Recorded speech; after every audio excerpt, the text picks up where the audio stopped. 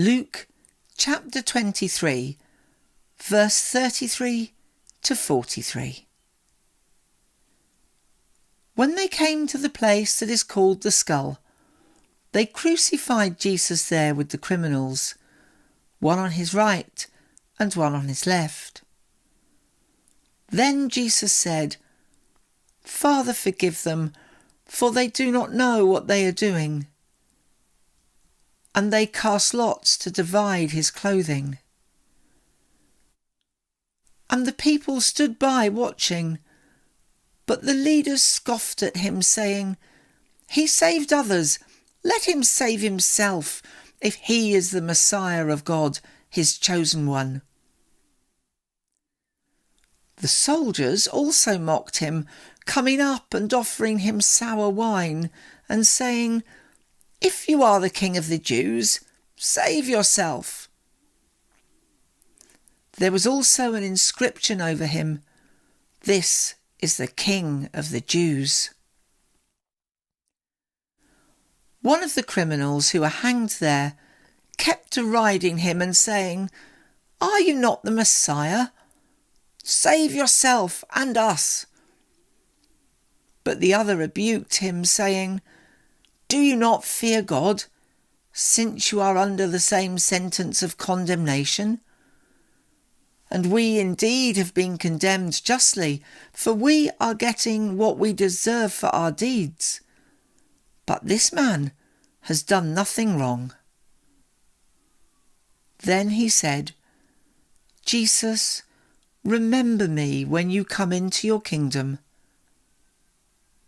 He replied, "Truly I tell you, today you will be with me in paradise." Today we celebrate the festival of Christ the King, when we remember and contemplate the lordship of Jesus over everything in the universe. We think about God's awesome power. But what a strange reading we've had to help us keep this festival. We see Jesus dying in agony on a cross, mocked by those who see him. And if you go into any church, convent or monastery, you're going to see crosses, a memorial of that event. Many Christians have crosses in their homes. Some of us even wear a cross or a crucifix as jewellery. It is a reminder that the God that we follow is not a God who follows the rules and ways of this world.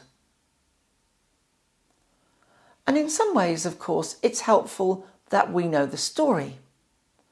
The image of Jesus dying on the cross is a forerunner of perhaps God's most awesome and clear display of God's power, the resurrection of Jesus. It might be helpful to you in your own life to know that nothing is beyond God's power, and that if you are suffering for living a life full of grace, if you are following the commands of Jesus to love your neighbour, to return good for evil, to pray and bless those who curse you, that your pain will be transformed by God, that you too are being fitted for glory, that salvation is your destiny. We had a baptism at St. John's today, and Oscar was baptised into the family of God. And one of the beautiful things that I hope his family will remember is that through the good years and the difficult years of Oscar's life, God will be with him. And that's true for us. However you're feeling right now, whether you've had a good year or a bad year, God is with you. And Christ's awesome power will transform the world. So perhaps This week, you might think of the times when you have suffered for doing the right thing.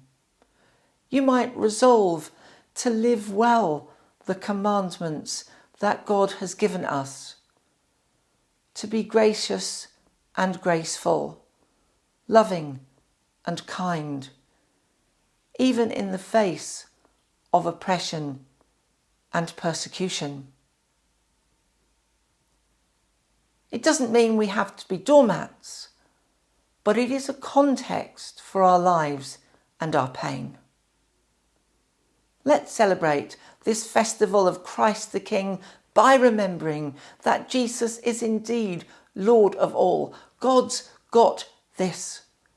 Jesus is with you and will transform you to take your place in the kingdom of heaven.